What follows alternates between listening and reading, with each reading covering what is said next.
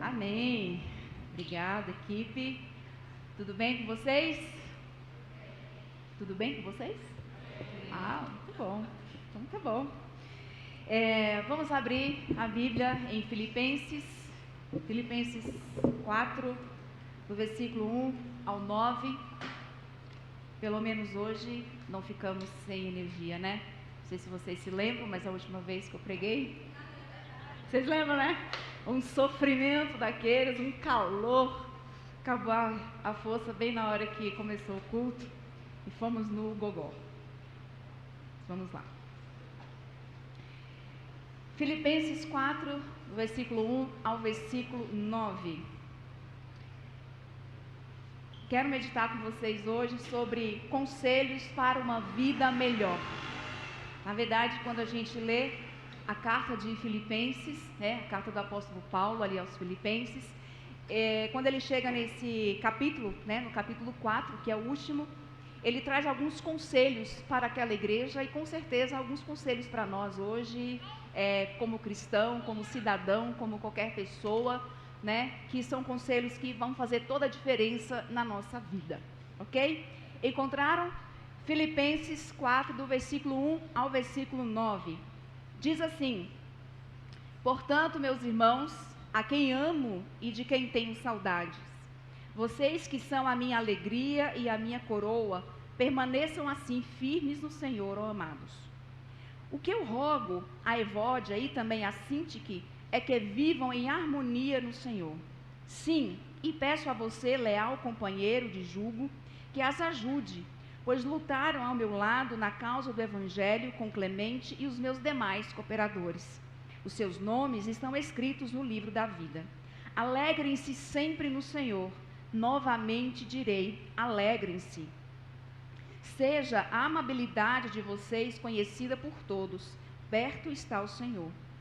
Não andem ansiosos por coisa alguma, mas em tudo, pela oração e súplicas e com ação de graças, apresentem seus pedidos a Deus. E a paz de Deus, que excede todo entendimento, guardará o coração e a mente de vocês em Cristo Jesus. Finalmente, irmãos, tudo que for verdadeiro, tudo que for nobre, tudo que for correto, tudo que for puro, tudo que for amável, tudo que for de boa fama, se houver algo de excelente ou digno de louvor, pensem nessas coisas. Ponham em prática tudo o que vocês aprenderam, receberam, ouviram e viram em mim, e o Deus da paz estará com vocês. Amém? Então, como eu disse, o apóstolo Paulo, escrevendo à igreja de Filipenses, ele vai trazendo ali várias doutrinas para aquela comunidade, e quando chega no capítulo 4, ele apresenta alguns conselhos para nossas vidas. Algumas coisas nós vamos revisar o que foi pregado na semana passada, e olha que nós convivemos na mesma casa, somos casados, mas nós não tínhamos combinado, ok? Então, algumas coisas já foram faladas na semana passada. Lembra o tema? Regras de convivência, foi isso? Regras de convivência, exatamente. Então, foi colocado ali o que nós precisamos para conviver bem uns com os outros. E aqui o apóstolo Paulo, através da sua carta, nos apresenta alguns conselhos. Bom, só para introduzir aqui um pouco esse contexto, quem fundou a igreja ali em Filipos foi o apóstolo Paulo. Então, ele estava escrevendo essa carta porque era um hábito que ele tinha de sempre acompanhar a igreja em que ele plantava, ele levantava líderes e ele, sempre que podia, ele visitava essas igrejas e também escrevia para orientar, para exortar, aconselhar, consolar aquela comunidade. E a igreja em Filipenses estava vivendo um momento de pressão muito grande. Primeiramente, a pressão externa, muitas perseguições, como a maioria das igrejas daquela época, sofrendo perseguições de falsos profetas, perseguição política, perseguição religiosa, porque havia ali os cristãos que também sofriam todo tipo de pressão externa, mas também algumas pressões internas, Havia ali alguma divergência em algumas pessoas, e o apóstolo Paulo também está colocando ali algumas orientações e alguns conselhos para aquela comunidade. E os conselhos que ele deixou para aquela igreja servem para nós hoje em qualquer contexto. Seja no contexto dentro da igreja, seja no contexto fora, né, desse espaço ou da convivência aqui com irmãos em Cristo, mas no trabalho, na família, entre amigos e tudo mais. Então, o primeiro conselho, e eu quero colocar aqui apenas palavras, que em cada versículo ele vai colocando uma palavra que determina o propósito daquilo que ele está dizendo. E no versículo 2, ele diz o seguinte: o que eu rogo a Evódia e também a Sintique, quem está grávida, quem pensa em ter filhos, tem dois nomes sugestivos aqui, Evódia e Sintique, nome legal, tá? Se for menina, porque são duas mulheres. E que vivam em harmonia no Senhor, que vivam em harmonia no Senhor. O primeiro conselho do apóstolo Paulo para aquela igreja é harmonia. Esse é o primeiro conselho para nós hoje também. Para que harmonia? Para combater a divisão. Por quê? Olha o que ele está dizendo: rogo a Evódia e também a Sintique que vivam em harmonia no Senhor. O que isso significa? Se ele está falando para elas viverem em harmonia, significa o quê? Que a treta estava rolando solta ali, entre as duas, né? Existia ali, né, um conflito entre essas duas mulheres e elas estavam ali, né, meio que em pé de guerra, mas o celular caiu de novo, mas tudo bem. Sim, e peço a você, e ele pede a outra pessoa que ajude essas duas mulheres ali, para que elas consigam reconciliar. Amém, Lúcia? É isso aí, confirmando com a gente. Então, harmonia para combater a divisão. Isso significa que o apóstolo Paulo, a palavra de Deus, porque ele foi inspirado por Deus, está orientando essas duas pessoas a corrigir brechas. Porque significa que essa divisão dentro da comunidade, ou dentro de uma empresa, ou numa família, isso gera dois lados, duas visões. E tem um termo que diz assim: visão mais visão igual divisão. Visão mais visão igual a divisão.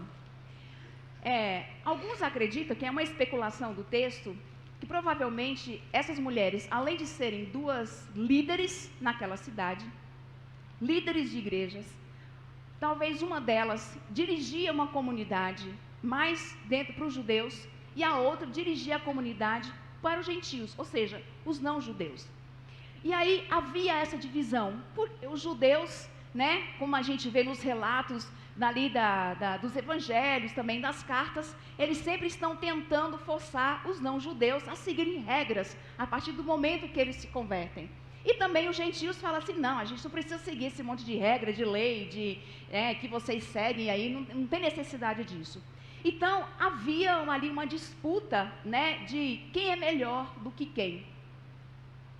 Qualquer semelhança é mera coincidência. Tá bom?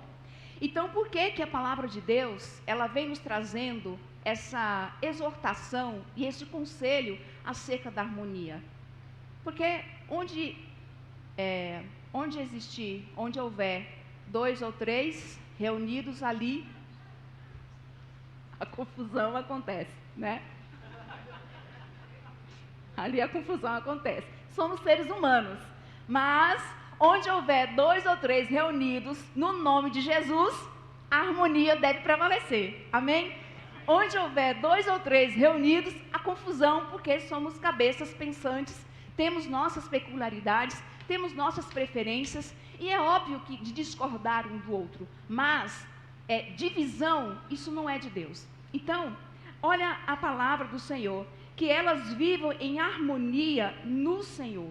Então, o que a palavra de Deus está dizendo é que a minha visão, a sua visão sobre determinado assunto deve estar abaixo da vontade de Deus. Os meus interesses pessoais, religiosos, qualquer que seja, devem se submeter à vontade de Deus. E por que ele diz que essa submissão, né, essa harmonia tem que ser no Senhor? Algumas traduções colocam assim, que tenham a mesma atitude de Cristo, pensem como Cristo. Por quê? Porque Jesus, como Cristo, descendo à terra, Ele poderia falar assim, ó, chegar no céu, conversar com Deus, com o Espírito Santo, falar assim, ó, agora é o seguinte, eu fui, me tornei humano, foi difícil pra caramba, senti dores e vi com aquela gente rebelde, ou gentinha chata, teimosa, cabeça dura. Olha, eu fiz tanta coisa, mas muitos, né, se levantaram contra mim, morri na cruz, então eu mereço um trono especial. Eu mereço uma cadeira especial agora no céu, porque eu fui lá sofrer, enquanto você, Deus, o Espírito Santo, ficou aí no bem bom, sendo adorado pelos anjos, né, no ar-condicionado, e eu fui lá aqui, ó, naquele deserto, né, sofrendo, e não, Jesus Cristo estava muito alinhado com a vontade de Deus, com a vontade do Espírito Santo, e em nenhum momento houve interesses diferentes da parte da Trindade. Nós cremos na Trindade, nós cremos Deus Pai, Deus Filho e Deus Espírito Santo. E tudo aquilo que foi executado por Jesus foi concordado por Deus Pai e Deus Espírito Santo. E tudo aquilo que foi executado pelo Deus Pai e Deus Espírito foi concordado por Jesus Cristo, porque eles andavam em harmonia, num só propósito, numa só visão. E essa é a lição, é o conselho que a palavra de Deus deixa para nós, em qualquer lugar, em qualquer circunstância, que nós possamos ter harmonia, respeitar as diferenças, respeitar o outro. Se o outro tem uma visão diferente da sua, está tudo bem, não é, gente? Está tudo bem o outro pensar diferente de você. Se o outro não quer ser evangélico, cristão, está tudo bem. A gente não vai forçar a pessoa a goela abaixo. Se o outro quer seguir uma outra ideia, está tudo bem. Nós precisamos respeitar essas diferenças. Agora, não podemos deixar que as opiniões diferentes venham dividir. É por isso que muitas vezes sociedades se quebram, casamentos se quebram, igrejas se quebram, se dividem e tantas coisas acontecem, tantas atrocidades acontecem no mundo, porque simplesmente temos dificuldade de respeitar a opinião diferente da nossa. Não é verdade? Então,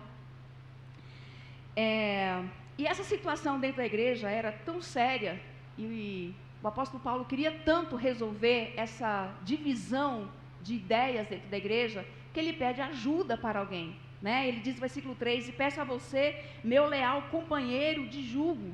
Ele não cita um nome, mas era alguém da confiança dele. Se você não está conseguindo resolver a questão sozinho, peça ajuda a pessoas experientes, pessoas maduras, que podem ajudar você a resolver essa questão. A verdade é que, quando nós entendemos o princípio da harmonia dentro do corpo, dentro da família, no trabalho, você não se sentir melhor do que o outro, porque seu currículo é melhor, porque você tem o curso tal e o outro não tem, porque você, enfim, a gente não pode tratar o outro diferente de nós. Então, harmonia para combater a divisão. Amém?